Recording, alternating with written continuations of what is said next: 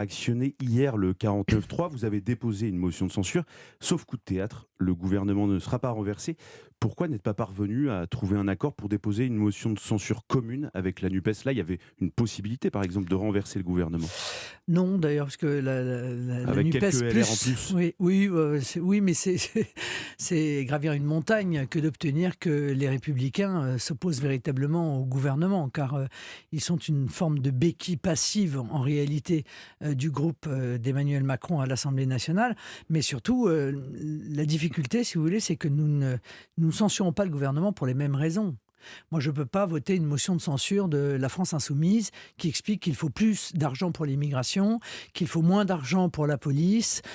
C'est pas possible. C'est un projet qui est radicalement inverse. Donc, j'avais dit sur un point précis, si le gouvernement, par exemple, avait imposé la réforme des retraites par l'intermédiaire du projet de loi de finances de la sécurité sociale, par l'intermédiaire d'un amendement, c'est-à-dire une sorte de cavalier budgétaire, là, en effet, j'aurais voté l'intégralité des Donc vous motions déposées. confirmez que dans quelques semaines ou quelques mois, si le gouvernement impose donc la réforme des retraites via la procédure que vous venez de décrire, vous êtes prête à voter une motion de censure commune avec la NUPES? Oui, nous verrons cela, je ne me l'interdis pas.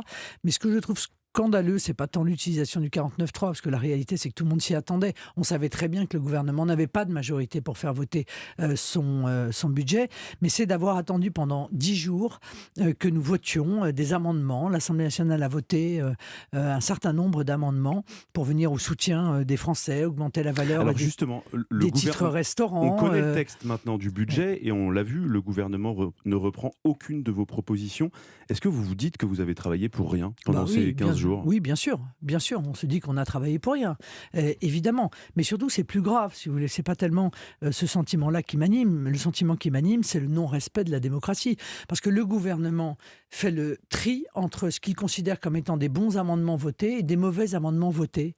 Le problème, c'est qu'il n'y a pas de bons amendements ou de mauvais amendements votés. Il y a des amendements votés par la représentation nationale. À partir du moment où il a laissé le temps passer et où des amendements ont été votés par l'Assemblée, venir aujourd'hui utiliser 49.3 en mettant de côté ces amendements, c'est profondément antidémocratique. C'est un profond irrespect, pas seulement à l'égard des députés, mais en réalité à l'égard de leurs électeurs. C'est gonflé, vous trouvez de la part du gouvernement, en fait, ce que vous dites, c'est que le gouvernement fait de la politique politicienne. Ah mais c'est pire que ça. C'est pire que ça, c'est qu'ils ne respectent pas, encore une fois, le fondement démocratique de notre pays. S'ils souhaitaient utiliser le 49.3, ils auraient dû l'utiliser dès le départ. Et ils auraient fait ainsi passer leur projet de budget.